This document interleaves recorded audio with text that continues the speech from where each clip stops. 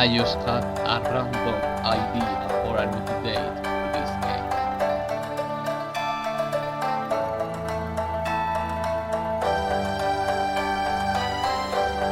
Finally, a great game.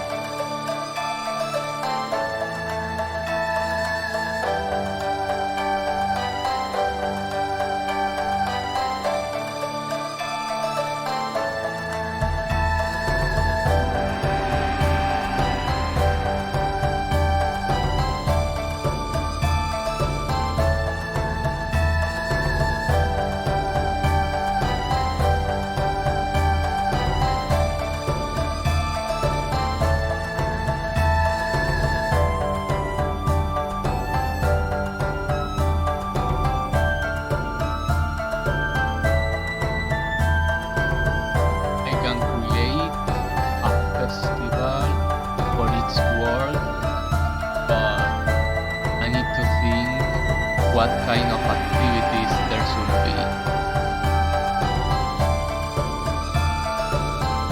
I have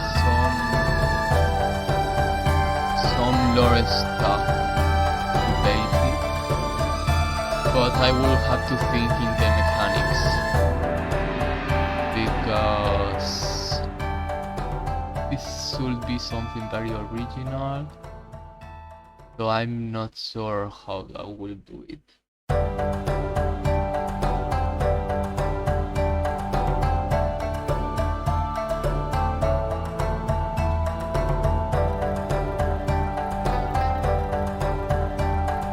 Probably it should be something like the epic battle, something like a session play.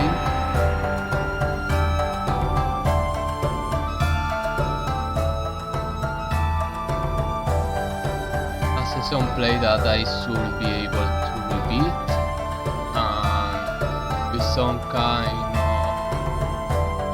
interactions with objects or characters.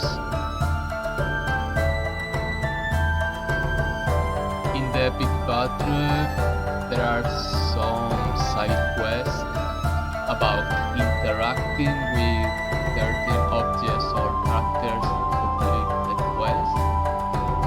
So maybe for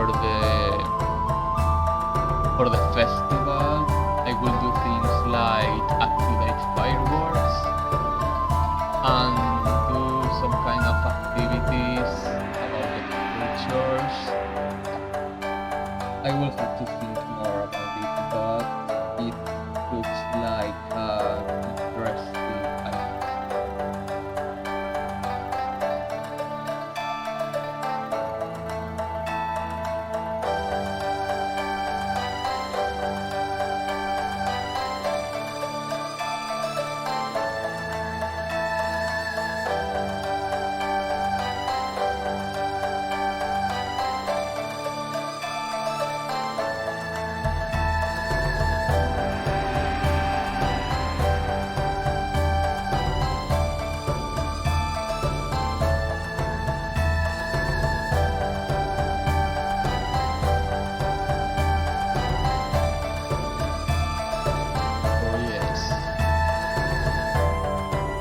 I would like to add something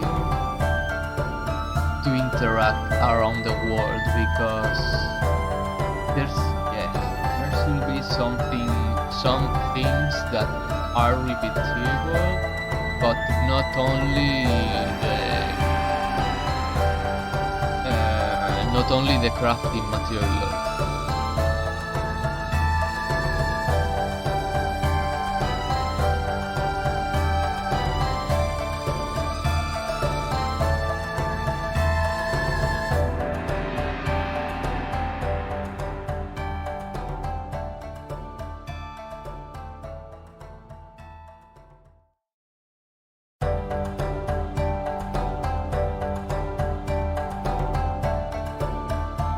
Yes, there should be something interesting in every place.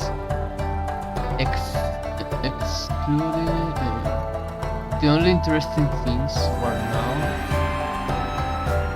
for replayability is the statues and the NPCs, and of course the food ingredients.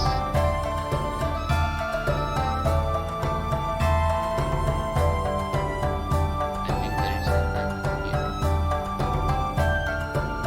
but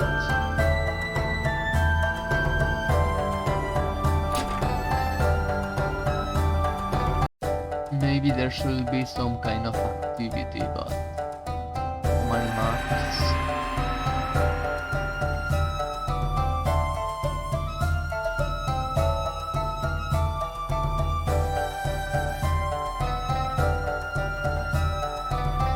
This statue represents Musa, the beauty of wisdom, represented as a north.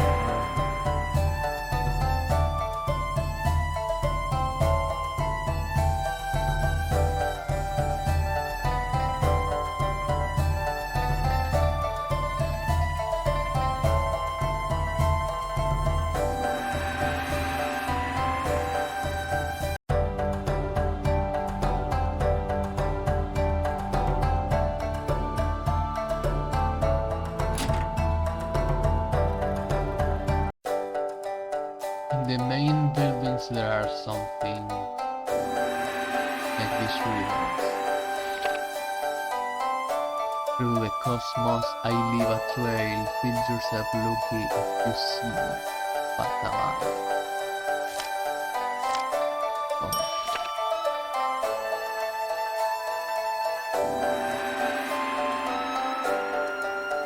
Erumo talked to the wise creatures, they are known as Ropo and Mo, and thanks to them they got the trail to elaborate the food.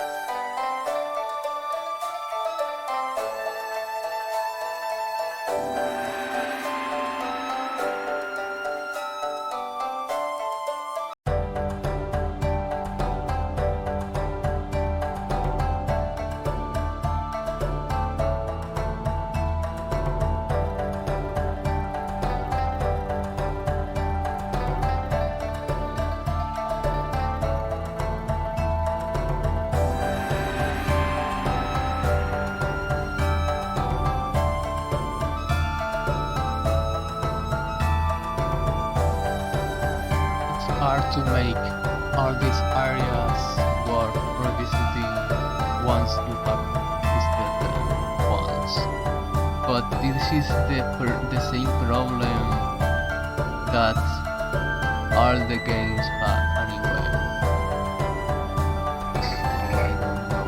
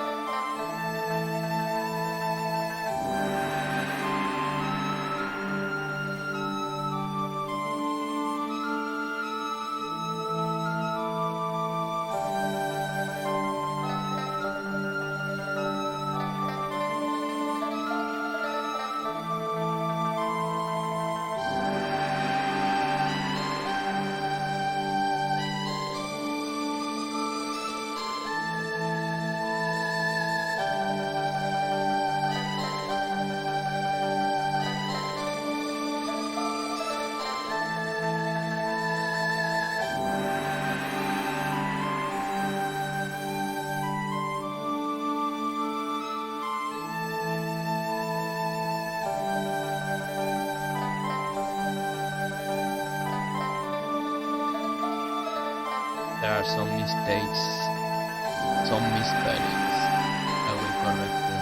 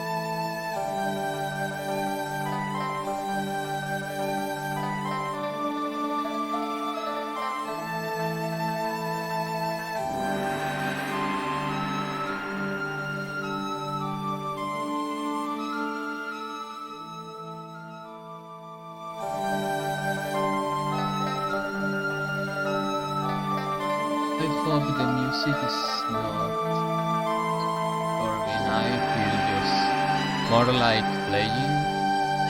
I feel more like just reading stuff.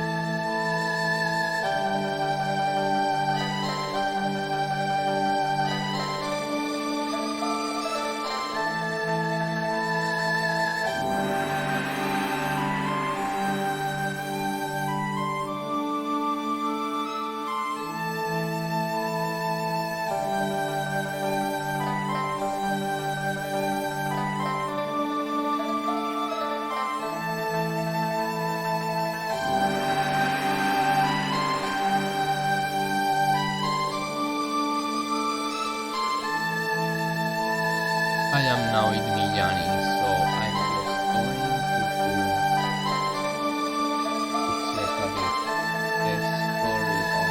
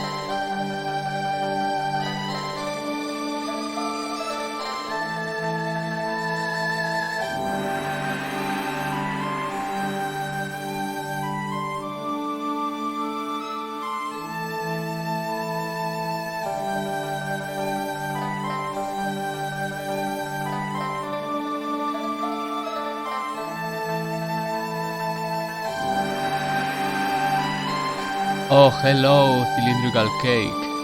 I was just checking because more than playing. Oh, and by the way, tell me if the music is too loud and you don't hear my voice too well,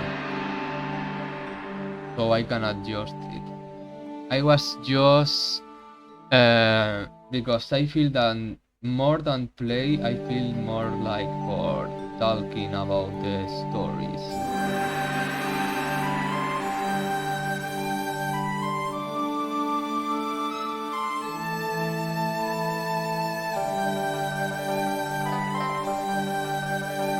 And I added new commands. Okay, I'm going to put the music a bit lower in volume. What about now? Now it's better?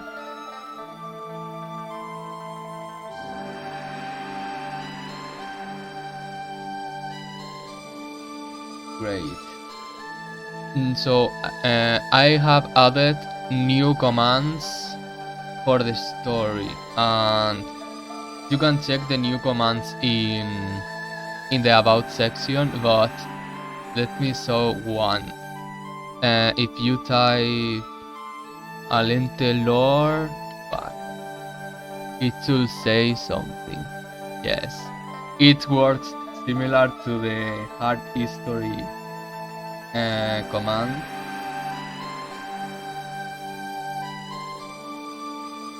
But I added some curiosities of the stories.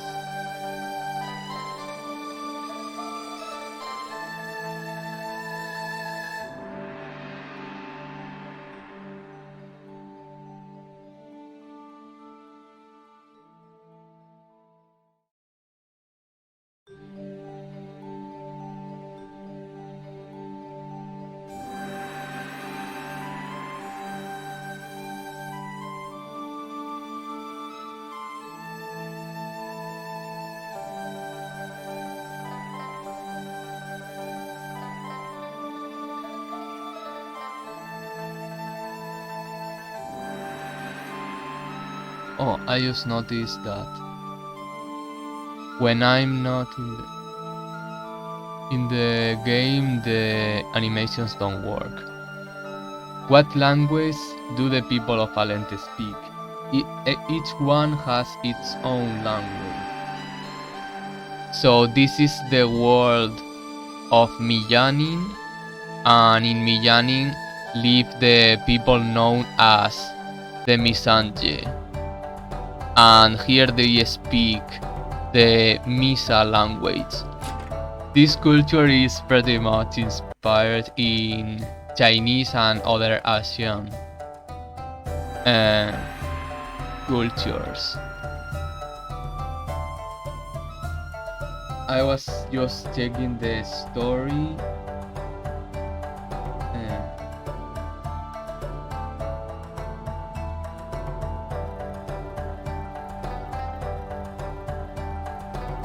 Each one has its own language. I made the alphabets. Yes, I invented the language, but they are not very developed, except one. And I was going to say I just developed the grammar, but even developing the grammar was a hard task. What I'm missing mostly is vocabulary. Yes, it was very fun.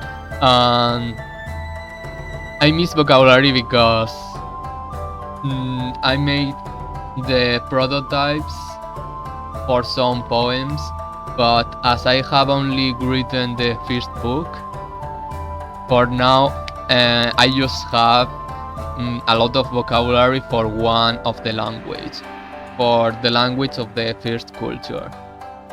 Yes, the problem, I don't consider myself a linguist like Tolkien, so I'm not attempting to make this language exceptionally original.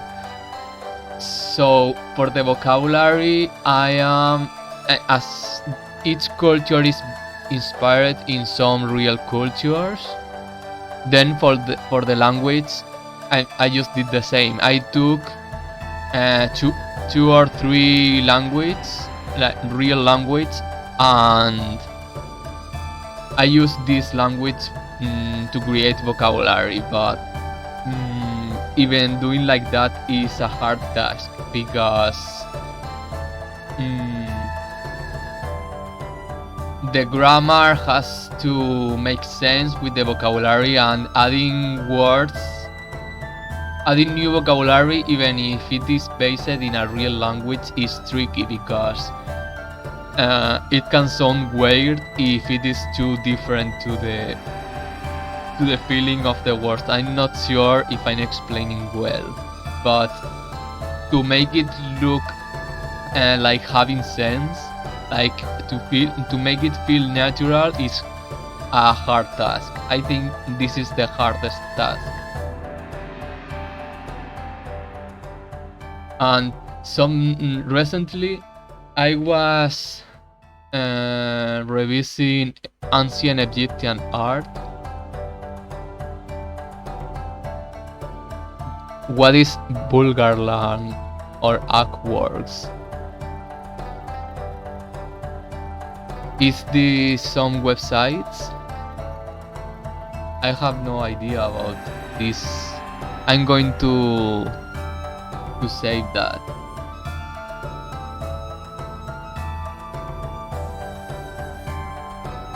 And what is it about exactly? Like word generators or something like that?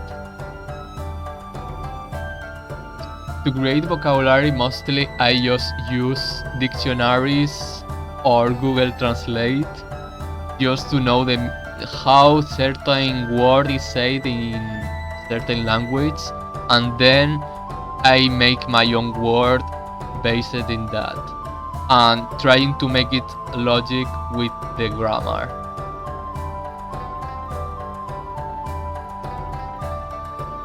This is very interesting. Thank you very much for this suggestion. I will take a look. Just because I was even thinking that I should, in the future, if I get people liking these stories, I could just let people from around the world.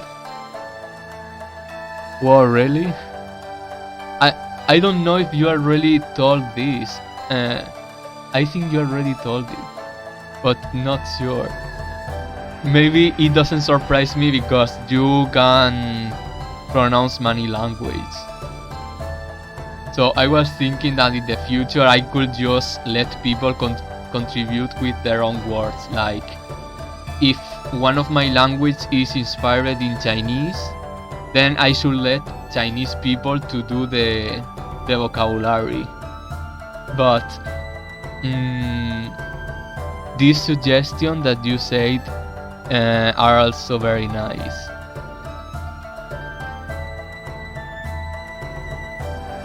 What kind of language have you invented? Wow, that's wonderful. Yes, because if you think about it, languages are made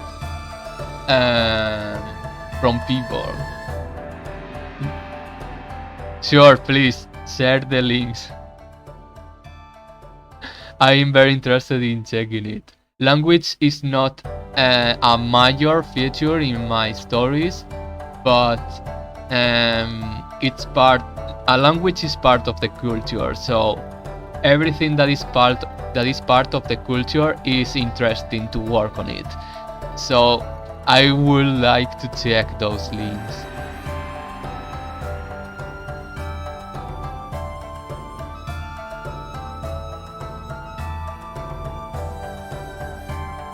And for your language, have you also done the greeting, like the scripture with alphabets or characters or something like that?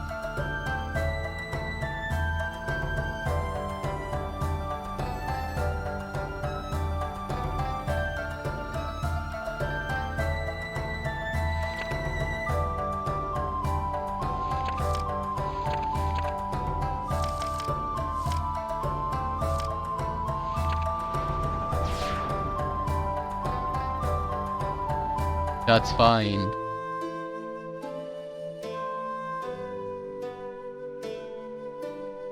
So, when you write text, let me think. Yes, their cuisine and music is also very interesting. Yes, do you remember that the last time you checked my stream while playing this game, I also told you that I created foods. So here you have yogurt of Assyria, pie of Assyria, dessert of Thilelian, kebab of Asgaralat. Yes, and the music also. In fact, let me because sorry if it is like changing topic so quick, but I'm very happy to talk about these things with someone because it's really cool, and I would love to see what have you invented. When I was composing the soundtrack for this game, I did a research about traditional instruments. So, of course, when I was doing these cultures, I also invented their art and their music. And I made a selection of instruments that these cultures would use. So, for example, I am now in Thilelian, the land of sky, this snowy land, and this culture is inspired in a mix of Japanese and Finnish, something like that. And for these ones, let me check the instrument so I can say you. The instruments that this culture will use are like koto, vibraphone, crystal percussions, violin, bells, ukulele, mandolin, hardanger, taiko, gong, samisen, ragdun, bandi, taguhachi, esrat, ocarina, piano, and metal percussion. So it's like uh, mostly Japanese traditional with percussion, uh, percussion made of crystal or metal.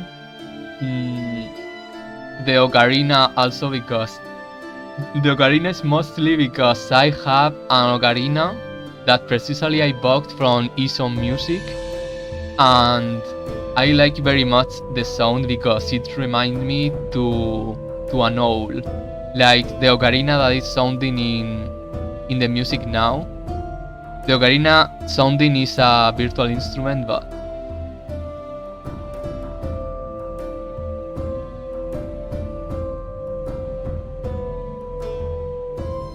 I just like very much that sound because, as I say, it's like an owl, and I don't know why, but I relate that with the snow and being calming. I haven't tried sampling. Curious that you ask me this because this night I was talking with a person who works with samplers, and I have never tried samplers, but I would like. In fact, for this year I have in mind a couple projects to do to experiment with samplers. But no, I haven't created any virtual instrument or any sampler. And but maybe in the future I could try. I would like to try.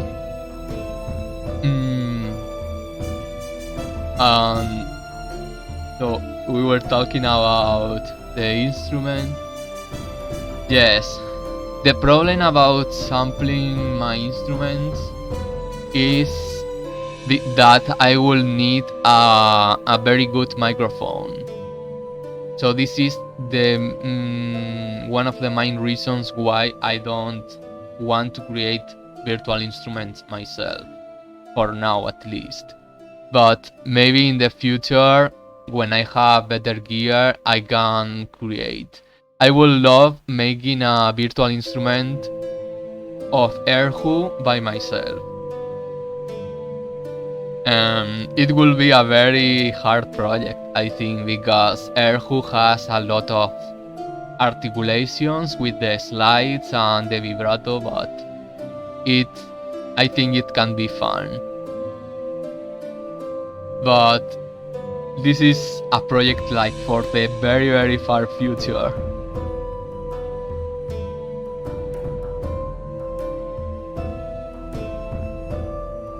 So we were talking about the instruments and the food. So yes, I agree. I have tested some Erhu virtual instrument, and there is one that is free that I like very much. Like, it's not very realistic, but since it is the first that I discovered and used, I think I have a kind of sentiment for that one. I think, let me try to write it if I remember. I think this is where I found the first Erhu, or the virtual instrument where I found Erhu, and then I went to YouTube to listen to the real Erhu, and this is why I discovered Erhu and I wanted to play Erhu. So I think I have kind of sentimentalism for this instrument, even if it is not very realistic. Yes.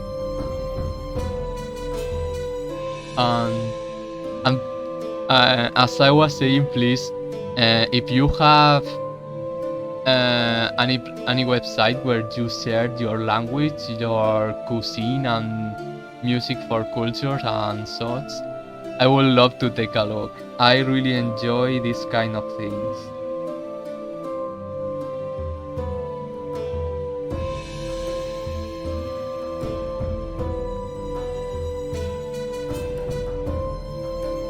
Yes, I agree. You should. Do you know the website called um, Random Name Generators? Oh well. Yes, I can put a link, but without them. I think it was like this, and yes, I used this website mostly for names. Like, I didn't took the names literally from there, but I took them to. I used it to get some inspiration, and this website is. I think it's one of the best websites for world building. It was really helpful. Um, So before I forget, I was saying before that I was revisiting Egyptian art, ancient Egyptian art, some weeks ago, and I noticed that hieroglyphics developed with time. Like in the first period, they look at. I think I'm not sure if I talked about this with you. I remember I have talked about this with other people, but I don't remember with you.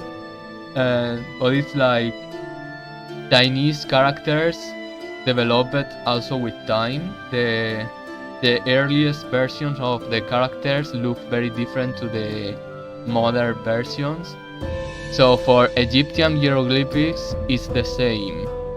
And it was very interesting to see that, and it made me think that for my yes, it made me think that for the scripture of my languages, I also use some of my language use a kind of alphabet like more similar to Greek or Latin, but other language use a more hieroglyphic style scripture. So I was thinking I should also do variations of this kind of scripture. Like I noticed that the more advanced in time, the more cursive it is, the more like drawing style. I think you understand what I mean. In the early versions is more like rect lines.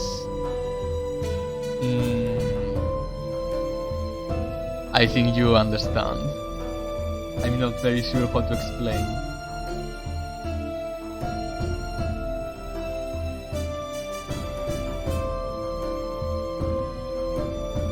Yes. And it is the same also for Greek, I think. It's a bit like comparing the style of the computer text compared with the text that you write with your hand. Like in the beginning it is like more solid, more rect, and with the passing of time it becomes more cursive, more stylistic, more handwritten, to say it of some way. And it's very interesting.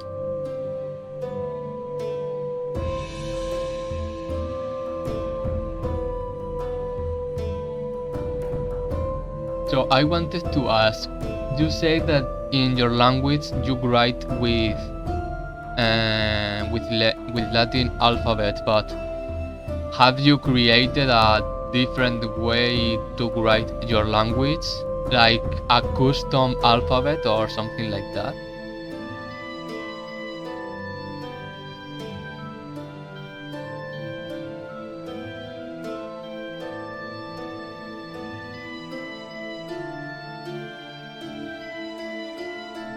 That's great.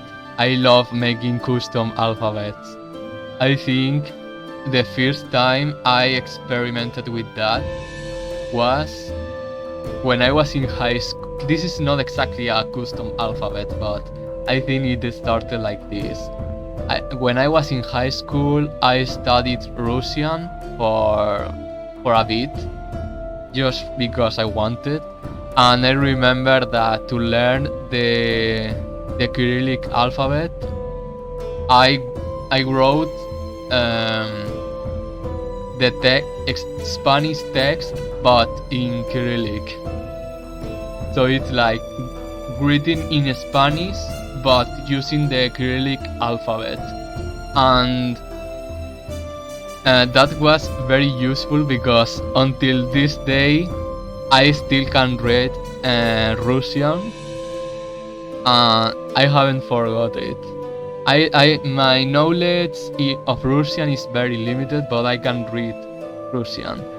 So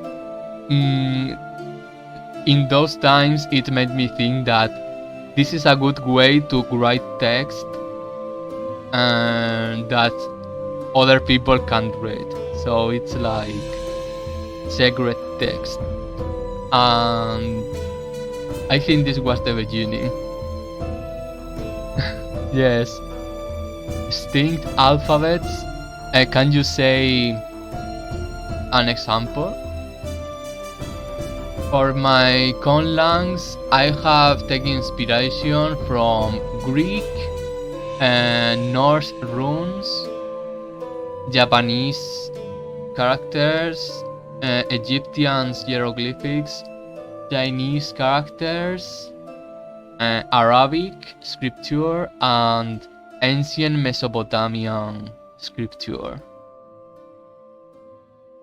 What kind of alphabets have you used?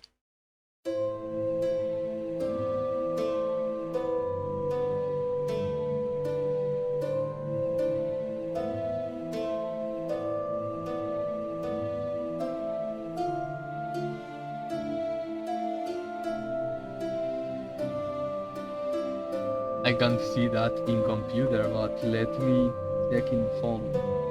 Maybe I can. In the computer I see squares. Maybe because I use Windows 7.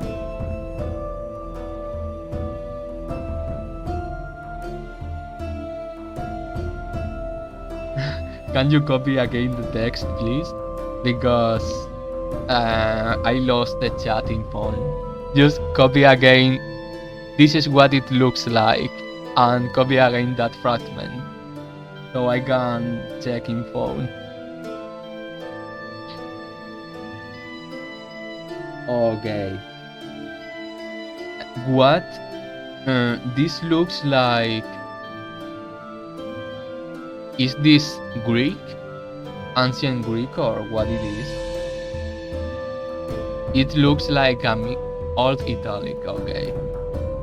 Very interesting. I was going to say that it looks like a mix of Greek and Runic, but nothing, no relation at all, it seems. It's very interesting.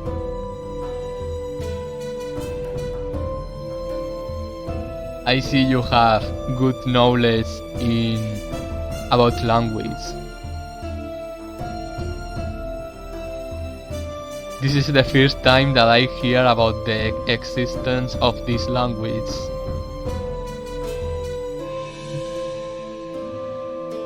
So great. Now it makes more sense that you can speak or pronounce so many languages. It's so great.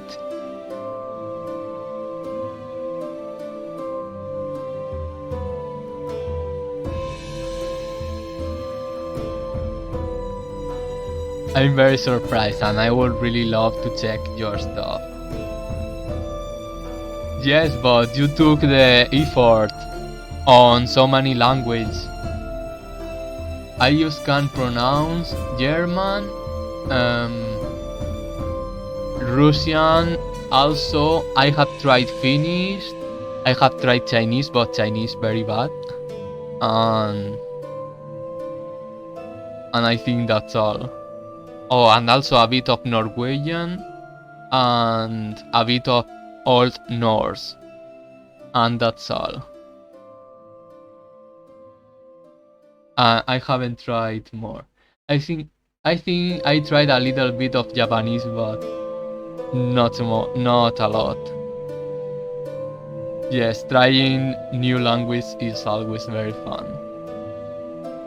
But I think the hardest to pronounce so far for me is Chinese. And I have the feeling that Arabic is also very hard.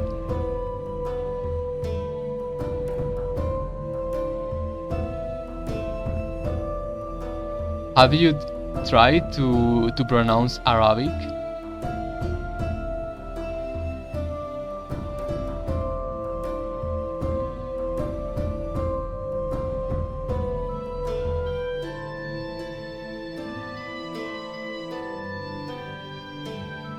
Yes, of course.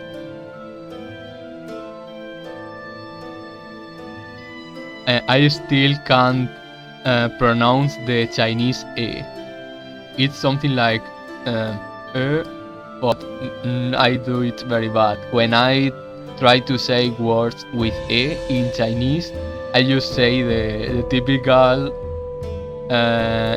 European E. That's awesome. Do you know any song in Arabic to sing?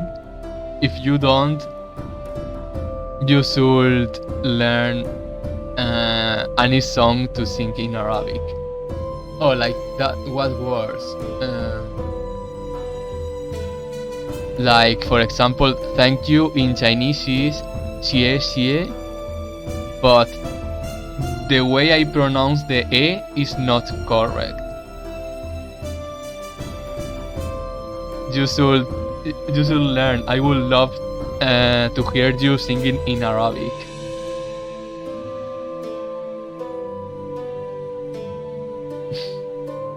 Thank you. I still need to improve with the E. But xie xie is easy word.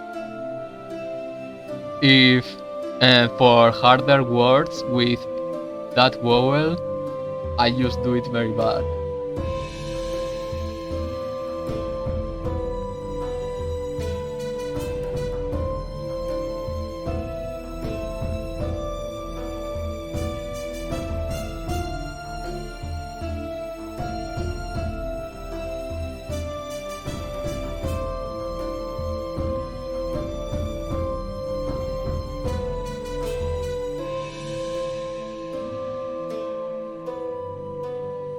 You should also try to learn a song with any of your invented language. Yes, the vowel tones are a bit hard for me. I think I'm starting to get used to the tones, but in fact I think the pronunciation of the E is harder for me than the tones. So I was saying, you should compose a song and no, you should sing songs in your invented language. I have also done that. In fact, I have a couple albums where I have sung in my invented language. Just some paragraphs, not much, not very long lyrics. You should do it. I would love to see that.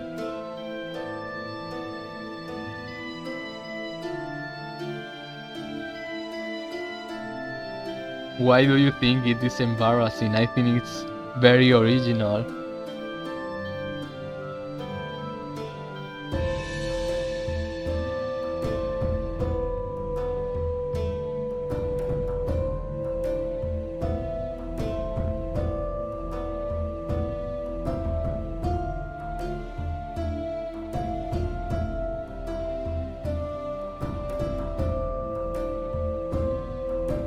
Sure, I would love to hear it.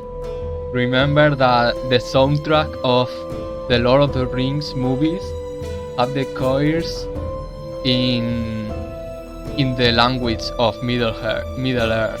So there is nothing for feeling embarrassing. There is no reason to feel embarrassed.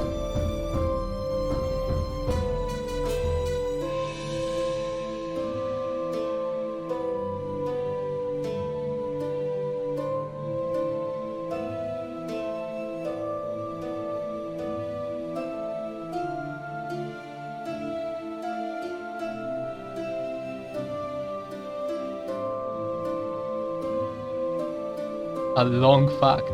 Some of the personalities of the legends of Nordjan were Bendalf Heogard, the greatest hero of this culture, Balder the Fourth Beamant, of the most heroic kings, Balder the Eighth Beamant, of the most important kings in history, Bulpar Malder, who faced the dragon, and Heinder Bandon, leader of the last battle, among many others.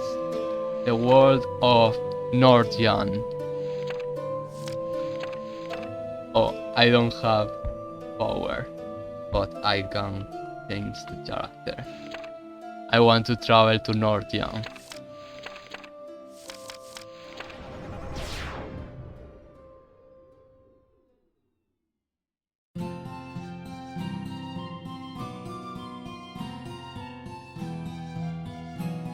Yes, but that name, Assyria, is not really related with the Mesopotamian Assyria.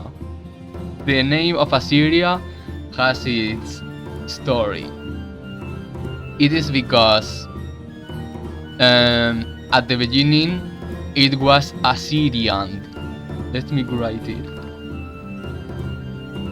At the beginning it was like this. But this was because there is a book from Tolkien legends that is called The Lays of Assyria. The Lays of Beleriand. This is the beginning and the main inspiration for the title of my stories. At the beginning it was The Lays of the first title it was The Lays of Assyria. This was the first title that this has. And also as curiosity, in the Tolkien lore there is a place called Osirian. I promise that this wasn't an influence for Assyrian. I discovered that later. But when I did a revamp of the language, I was thinking that I wanted to get rid of this kind of Tolkien influence.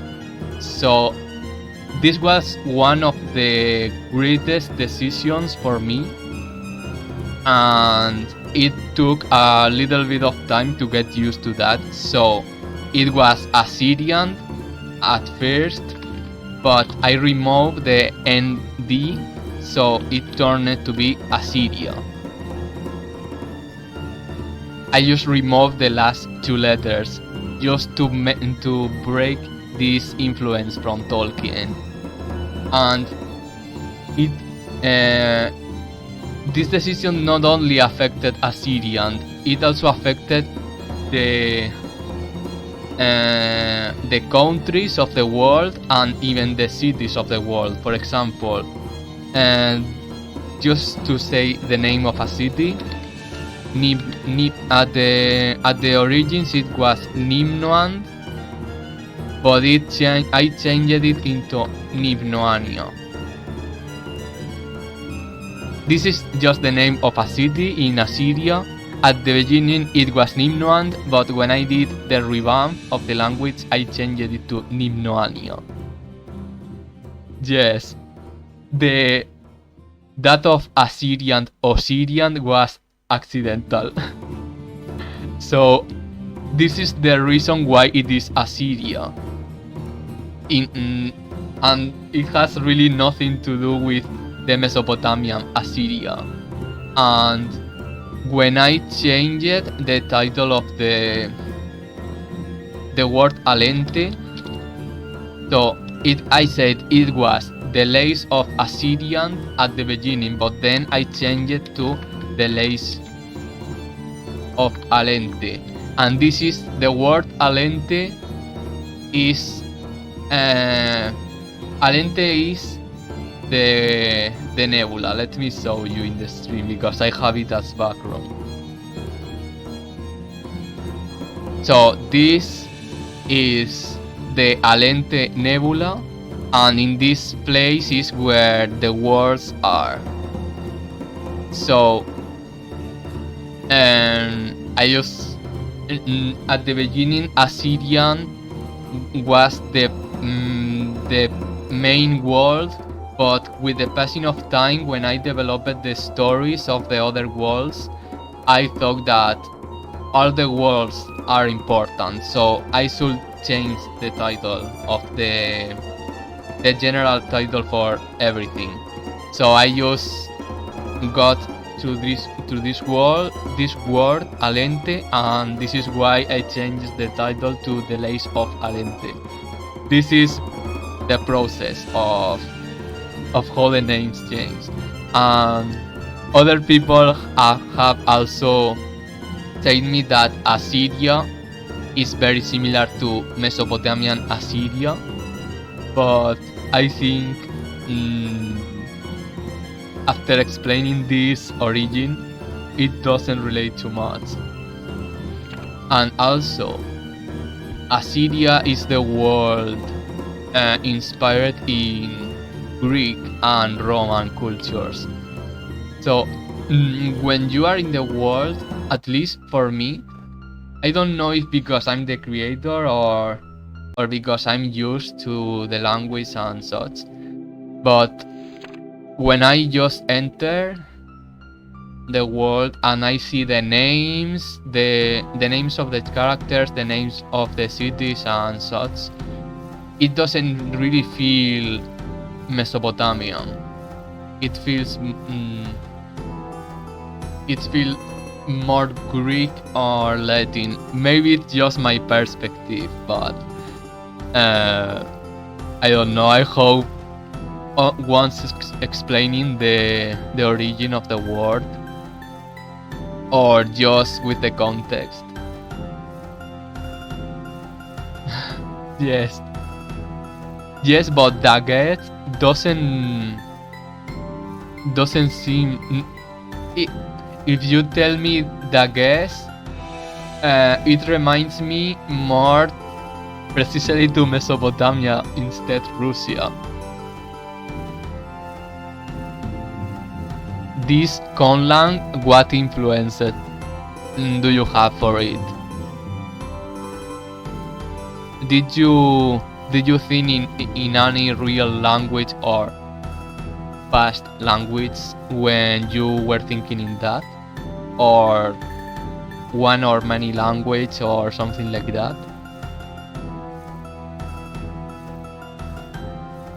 Daggett sounds like Middle East for me, but definitely not Russian.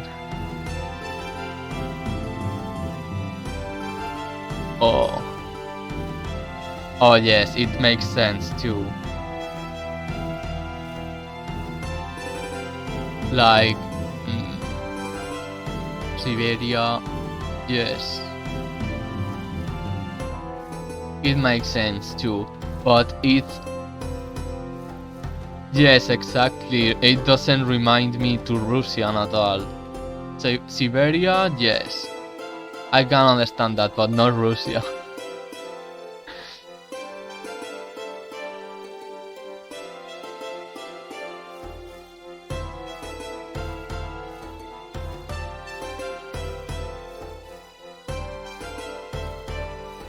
And I want to ask about your language. Have you developed the grammar? because when I was developing the grammar of my language, um, I checked the grammar of language like Chinese, Arabic, and I must say that the grammar of Arabic was really interesting. That's wonderful.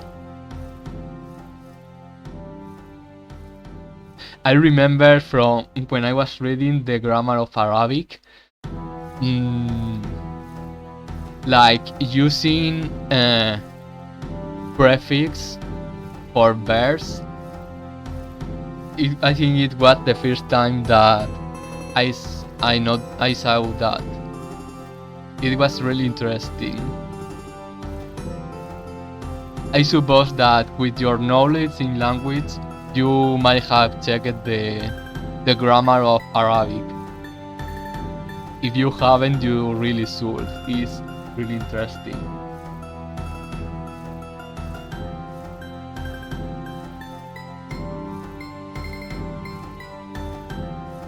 Yes.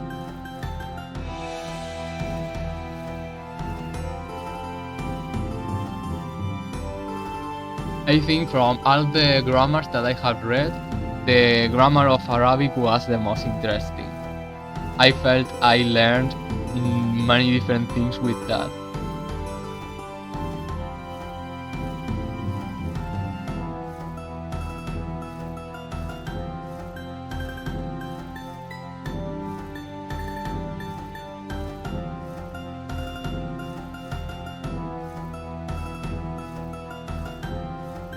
And it was also when I was reading these grammars when I discovered about the existence of the postpositions.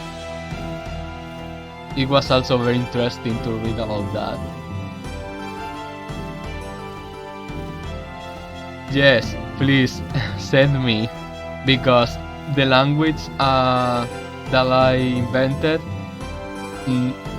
they are developed in grammar, but I can always do some changes or improve them. So yes, please send me links about that. I will really love to check that.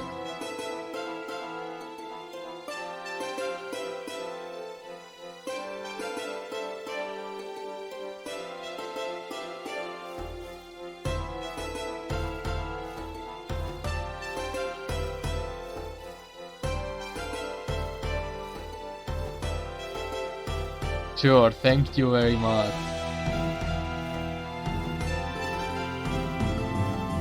And I'm going to finish the stream soon, in like 5 minutes, because I'm reaching the 2 hours.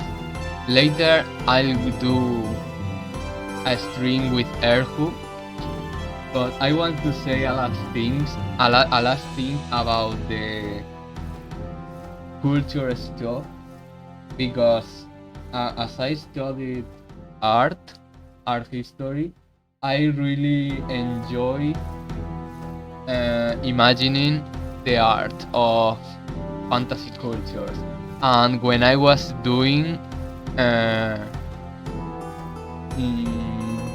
information of my cultures, I made very long list about their art, like architecture, sculpture, and painting. Yes, thank you very much. I really appreciate it, because this lore content is always hard to do. It's fun to do, but also a bit tiresome, because you have to make that everything makes sense. So when I was working in that, I made very long list about architecture, sculpture, and painting, and also added some brief information for music, jewelry, and literature. But the longest list are architecture, sculpture, and painting. So if in the future I get more people interested in this, and in the in the dreaming situation that people do fan art of these cultures, I would love people to imagine the the art of these cultures, but the I'm thinking how to say, like, I invented paintings, but as I'm not a drawer, I can't really draw. But I made the descriptions of the paintings as if I'm describing a real painting. Do I explain fine? Let me say an example. So,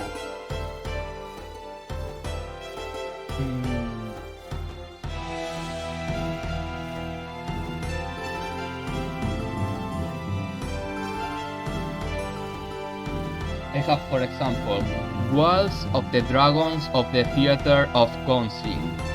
So, I imagine a fresco in a temple that is depicting dragons. I can't draw this, but in the future I would love that if people like these stories, they can make these paintings and also sculptures and buildings like artistic representation of that. So it's something I would really love. As I say, I have many pages of artworks, and I think I could even write a book.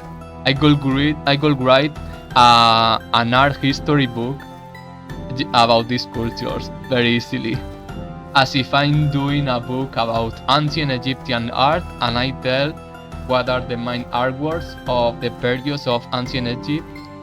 I could do the same for these cultures.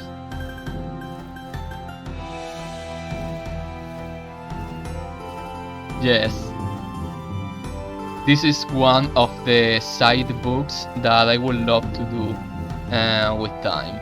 Like, I have 8 planet books, like, for the lore, for the stories that happen in the worlds, but I also have in mind some side books and an art history book about the art of these fantasy cultures. I would really love doing it.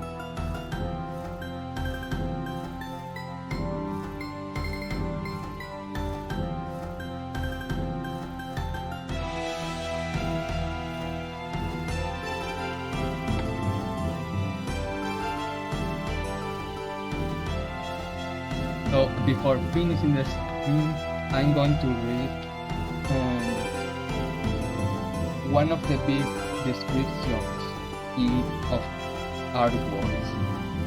I have some, like, very important artworks that have a big description. Just let me find.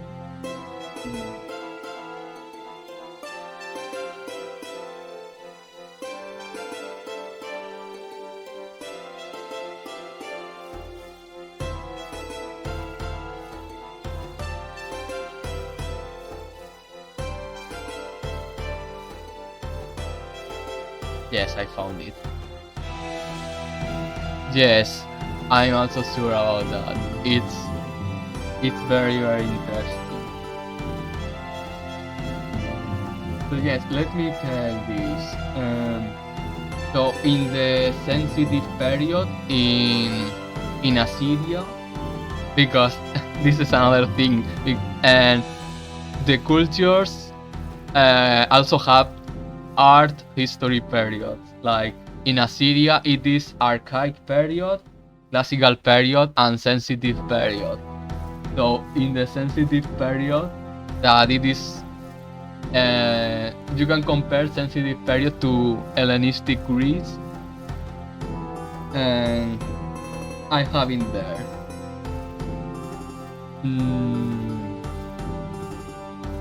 The monument of the victory of the Aelme in Myrgania. The walls were painted between 746 766.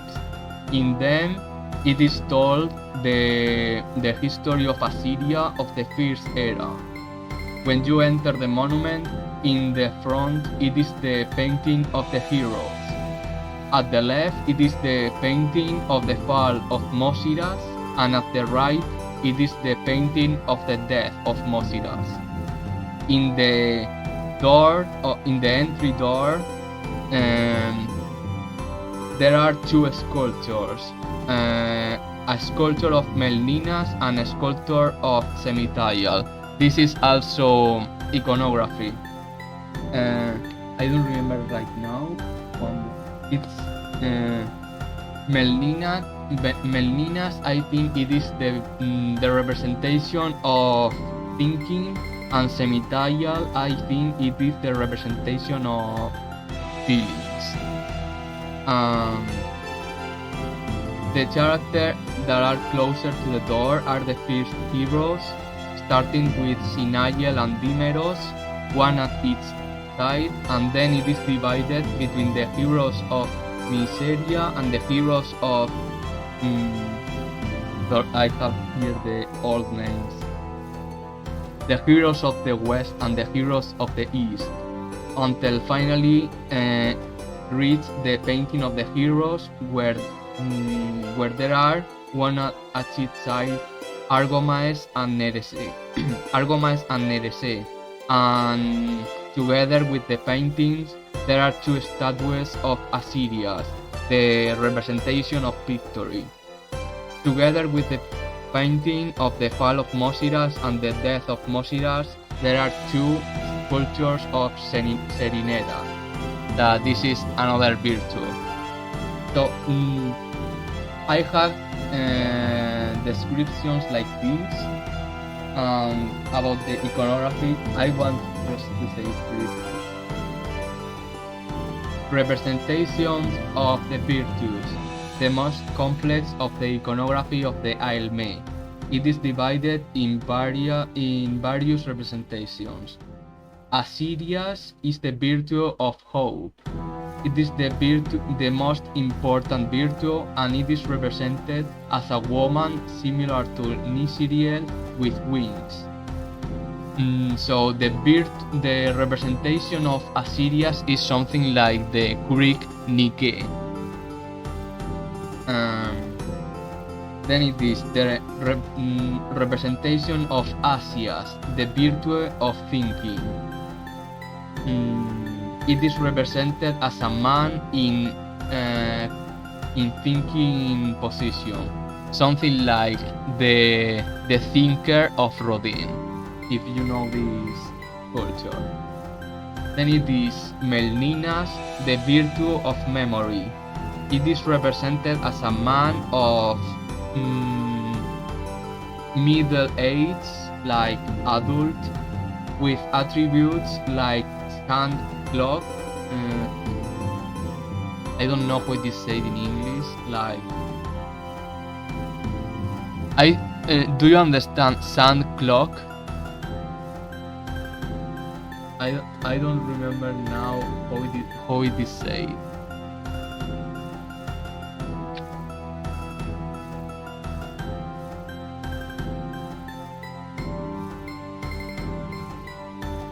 I don't know if it is said like that in English. Hourglass. Yes. I mean that. Yes.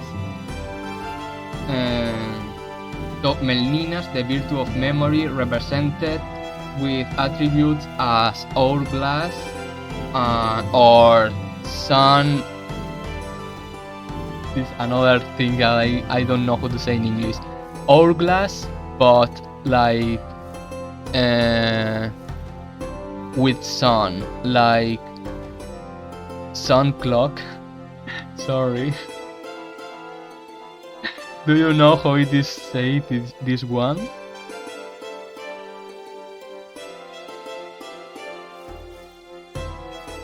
Yes, sundial, yes. It happens me a lot that yes, it happens me a lot that I read the words in English and I understand them, but then when I want to talk, I forget.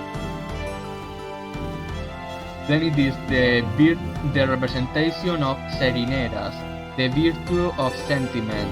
It is represented as a woman in ecstasy state. There is a sculpture. Yes, sure. There is a sculpture. This representation of Serineras. There is a Greek sculpture that it is what inspired me. If you know the sculpture Skopas from ancient Greece, it has something like this. Then it is the representation of Narae, the virtue of nature, represented as a woman surrounded by animals or vegetation. Then the representation of Nomekais, the virtue of knowledge, represented as an old man with scrolls and feathers. Sure. Another representation is the Semitarial, the virtue of sensibility, represented as a man with baby animals. And the last one is the representation of Seniel, the virtue of wisdom, represented as an old woman with attributes related with reading, and also hourglass, representing the knowledge of memory. So I made this kind of iconography. I really enjoyed that, because when I was studying art, Greek art has its iconography, like the gods are represented with certain attributes, like Zeus has the lightning, or Poseidon has the trident. Then the same for ancient Egyptian, and each god has its own appearance. And also the symbols like the Egyptian ankh or the mat feather, and this kind of iconography. And of course Christian art also has its iconography. Like Jesus is represented a certain way, and the Virgin Mary the same, and such. So this kind of symbols I really enjoy making them, and my cultures have this kind of iconography.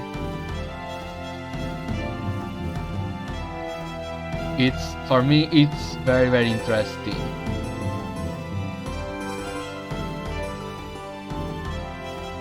So, like, for example, if here you see this statue represents Assyrias, the virtue of hope, represented as a winged lady in victory attitude. So sure, in this game the statues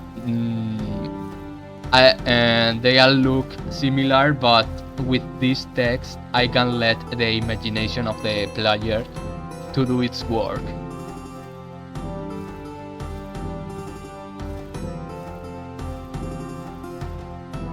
You should give it a try, it's very interesting. You see, for example, this one. This statue represents Serineras, the virtue of sentiment, represented as a woman in ecstasy.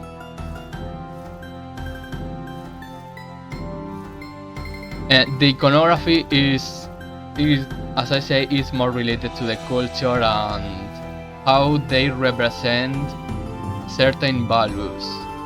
Like, for example, for this culture that is inspired in Chinese,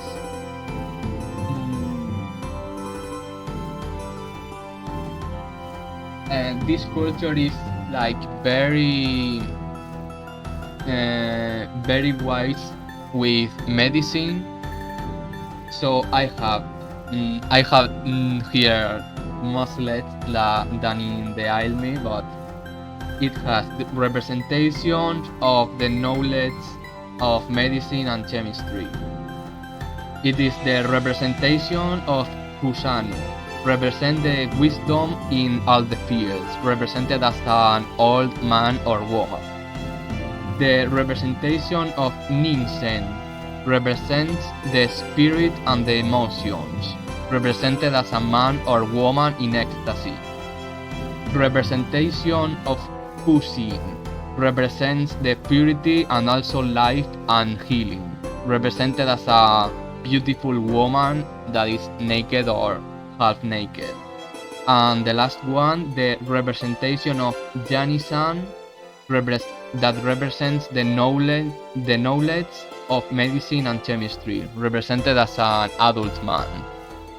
So this kind of values for the people, and also attributes to the heroes or the gods, like, so for this word, the Misanji, that is inspired in Chinese, I say that they are, for them, medicine and chemistry is very important. So if they want to represent a sage, a very wise person, they will represent with attributes related to medicine or chemistry. In opposite, for example, to Tilirima, the snowy world that is inspired in Japanese and Finnish, I made this culture more interested in astronomy. So if they want to represent a wise person, they will include attributes like a telescope, a world ball, something more related to the universe and the planets and such. It's interesting to think in these kind of things, because each culture represents their values of different ways. So yeah, you should give it a try to this kind of representation for your world.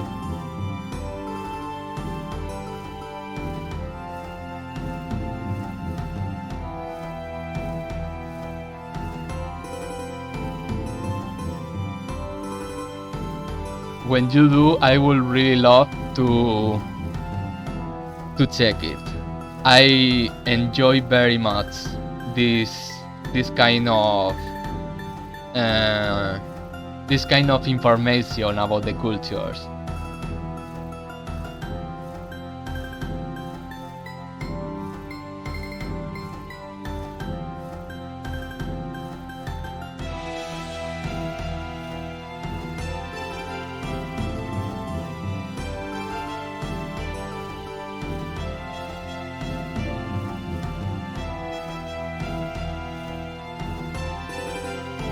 I was checking to who I could write, but only at these hours, because most of the channels that I follow, they are either from America. Most of them are for America. So at this time they are offline. Do you have? Yes, I was just going to ask you if you have someone online.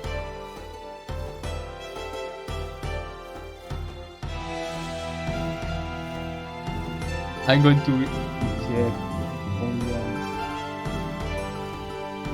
Okay, I'm going to rate someone who has 7 viewers. I have no idea. All I know is that he plays electric guitar, because I just check it right now. But I suppose he will play well. Let's check.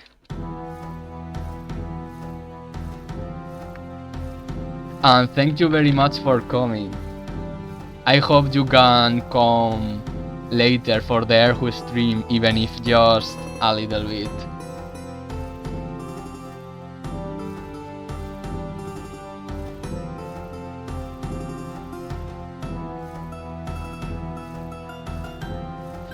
Thank you, and I really appreciate that you enjoy talking about these lore talkings.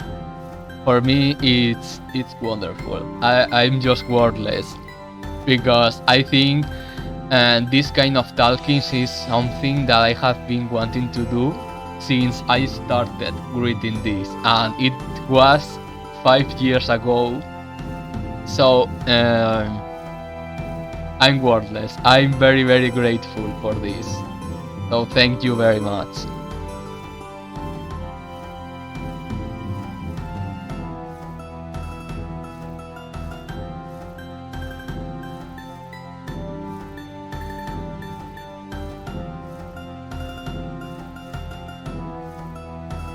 Thank you. So let's go to check this. Geico Music. I launched the raid.